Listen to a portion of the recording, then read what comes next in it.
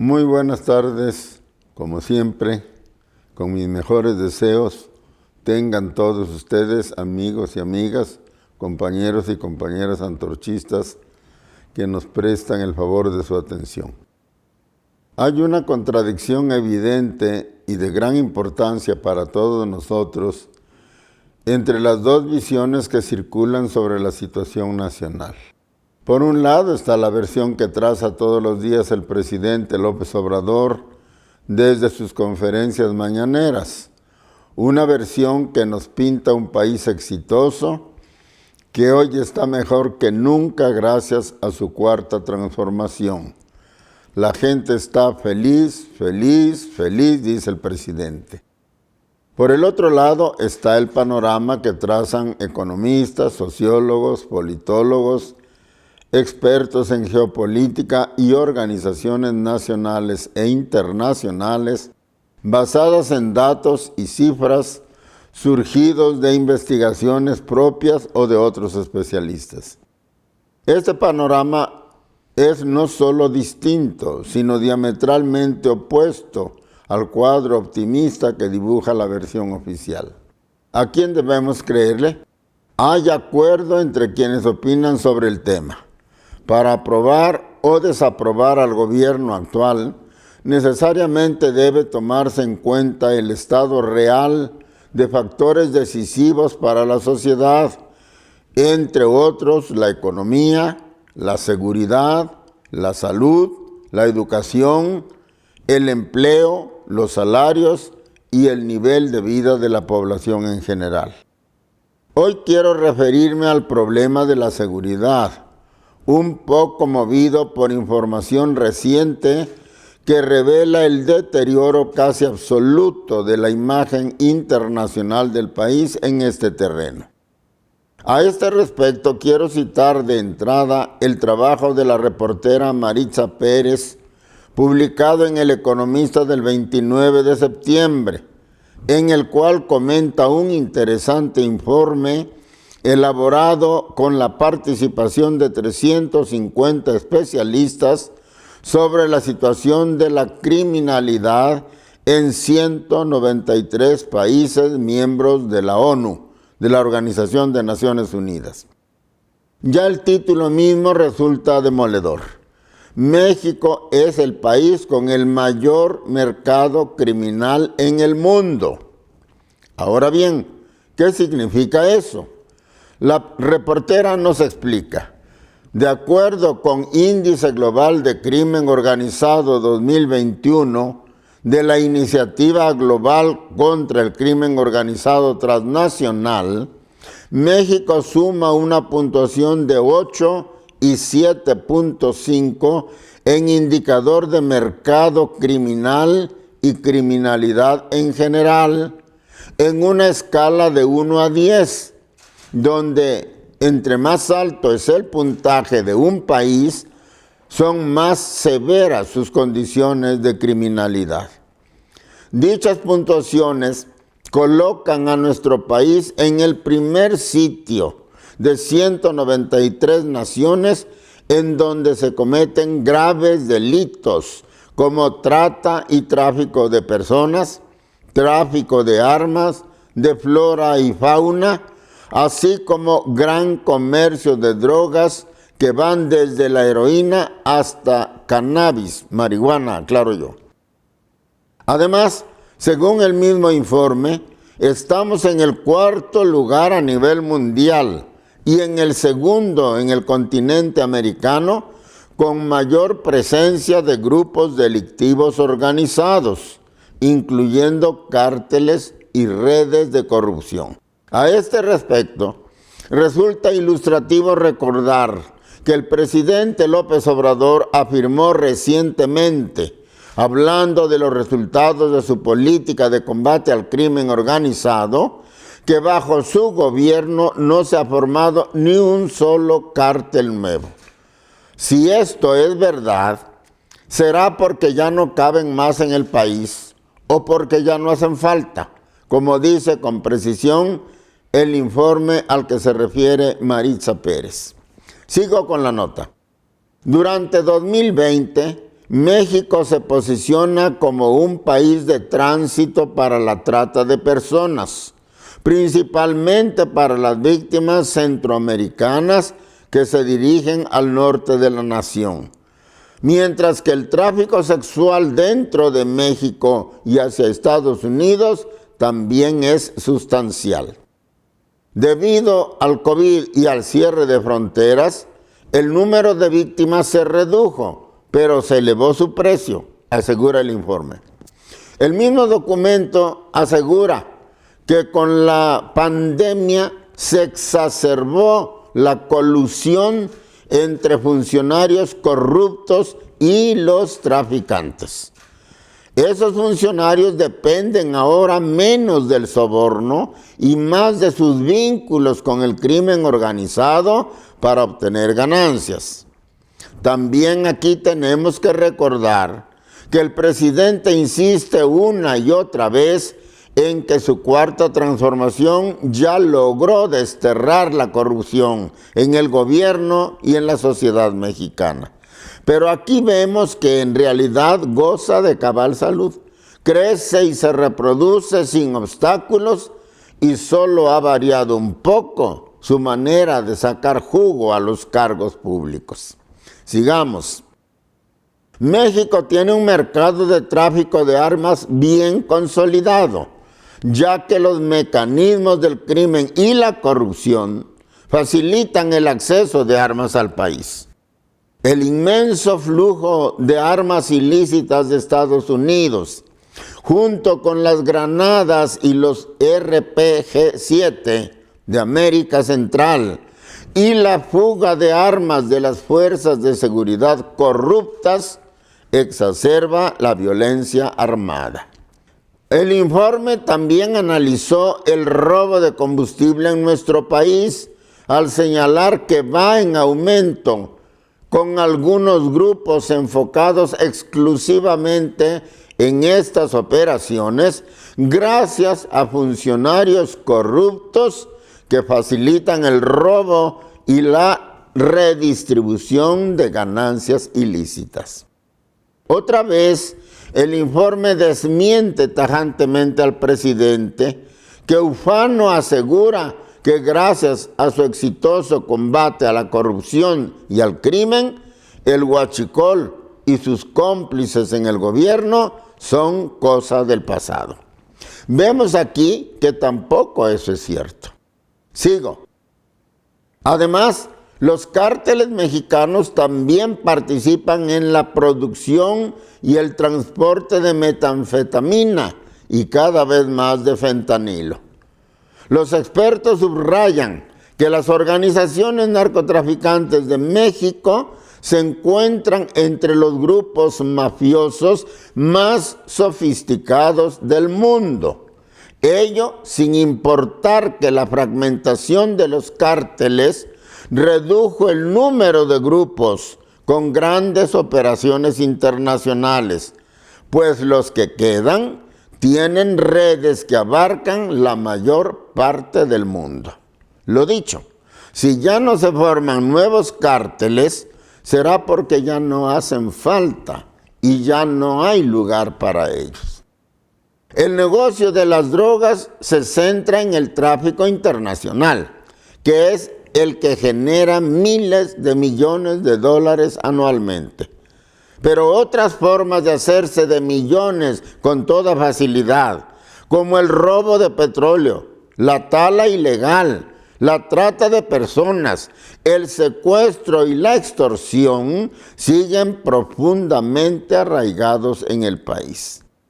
Asegura el informe en referencia, si bien los actores integrados por el Estado no controlan los mercados delictivos, la corrupción dentro del gobierno y las agencias de aplicación de la ley facilita las redes delictivas e influye en las actividades ilícitas, proporcionando ingresos a los funcionarios públicos de alto rango.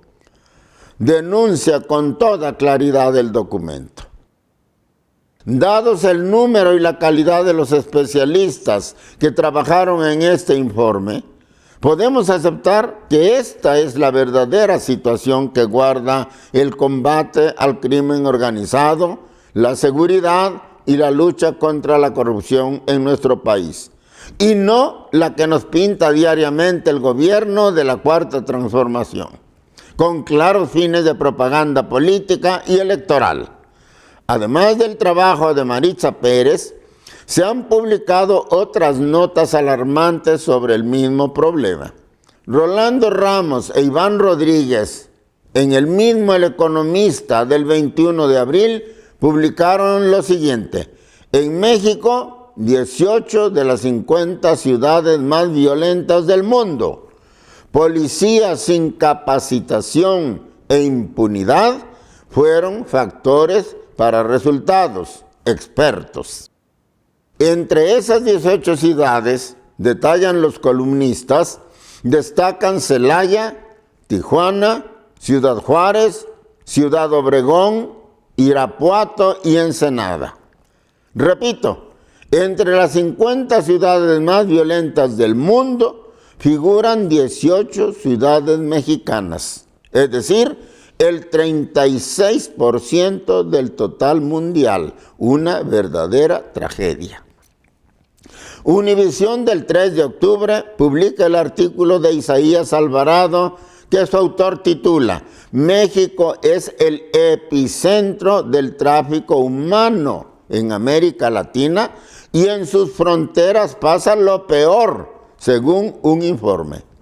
Según esta nota, la iniciativa global contra el crimen organizado transnacional coincide con varios otros reportes que los cárteles están vinculados de alguna manera en el tráfico de personas en México.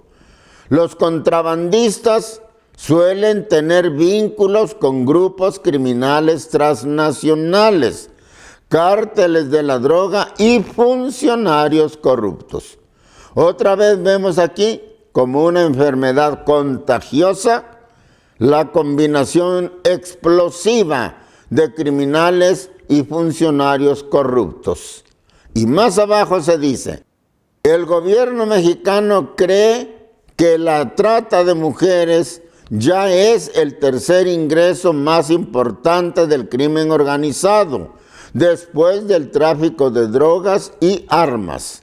Es decir, que el gobierno de López Obrador no ignora la situación, a pesar de lo cual insiste en su cuadro optimista. Finalmente, Noel F. Alvarado en La Prensa del 4 de octubre señala: supera gobierno de AMLO al de Peña Nieto y Calderón en número de muertes violentas. Y sigue, los homicidios dolosos en México siguen en aumento y la estrategia del presidente Andrés Manuel López Obrador no ha dado los resultados esperados, debido a que durante la administración de Morena al frente del gobierno federal, en sus primeros 3 años, se incrementaron los homicidios dolosos en un 30% frente al de Enrique Peña Nieto y 68% frente al de Felipe Calderón. A este respecto, el informe que desglosa Maritza Pérez es más contundente. En materia de resiliencia, es decir, la forma en que se brinda respuestas integrales y efectivas al crimen organizado, México se colocó en la posición 112 a nivel mundial, con un puntaje de 4.46.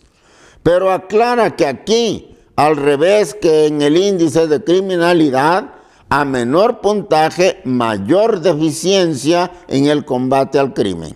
Y recíprocamente. Según el informe, mientras la corrupción está muy extendida y provoca la connivencia entre las fuerzas del orden, los jueces y los delincuentes, la violencia relacionada con el crimen organizado y la impunidad criminal se encuentran en niveles récord, con escaso acceso a procesos judiciales. El gobierno carece de una estrategia de seguridad coherente. Los intentos de abordar la corrupción y el crimen organizado se consideran altamente politizados y como esfuerzo para avergonzar a gobiernos anteriores.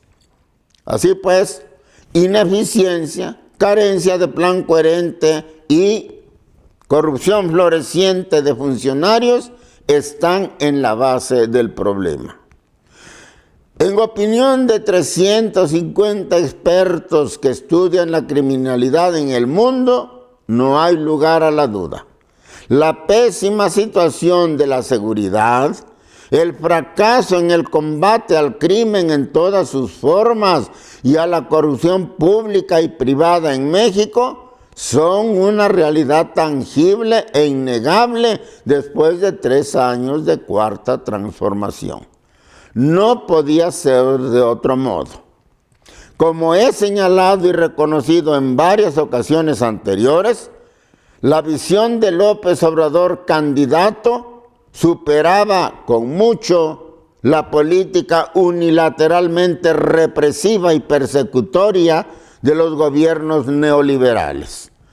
López Obrador sostenía que esta política equivalía a atacar el efecto dejando intactas las causas profundas, las raíces económicas y sociales de la delincuencia. Son la desigualdad, la pobreza y la falta de oportunidades, decía, lo que empuja a los jóvenes a enrolarse en las bandas del crimen organizado. Hay que atacarlas en serio si en verdad se quiere acabar con el crimen, la violencia y la inseguridad. Los antorchistas coincidimos con eso porque era y es lo mismo que hemos sostenido desde nuestro origen como organización popular, pero nunca creímos que el maniqueísmo de López Obrador lo llevaría a colocarse de lleno y sin matices en el extremo opuesto. Los gobiernos neoliberales decían 0 política social, 100% de persecución y represión. López Obrador dice ahora 0 persecución y castigo para los criminales y 100% de atención a los factores sociales del crimen y la violencia. Pero ya está dicho y repetido 1000 veces que un error de derecha no se corrige, sino que se agrava con un error de izquierda. Y esto, que al principio era un problema teórico, abstracto, hoy es una dolorosísima realidad. La vida, la realidad misma ya hablaron, ya resolvieron la disputa teórica. El error de López Obrador es peor que el de sus antecesores en el poder. Hoy el país sufre más miedo y violencia y se desangra brutalmente como nunca antes en la época neoliberal.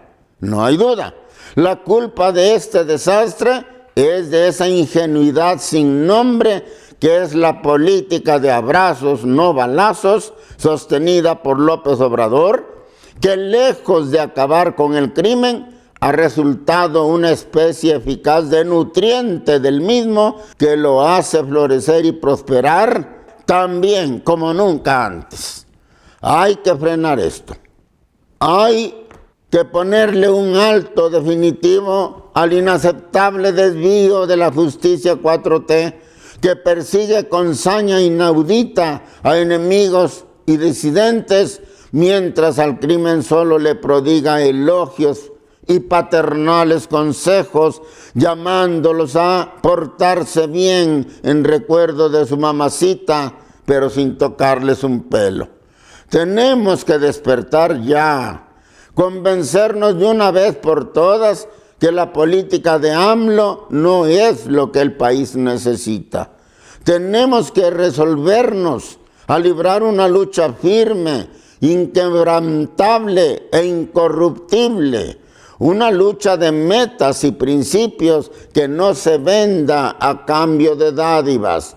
Legal, democrática, constitucional, pero lucha verdadera, al fin y al cabo, si queremos hallar y aplicar el remedio verdadero que nuestros males requieren. Organízate y lucha, decía Lenin a las masas rusas.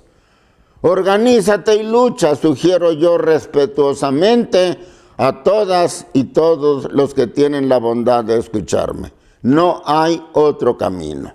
Muchas gracias.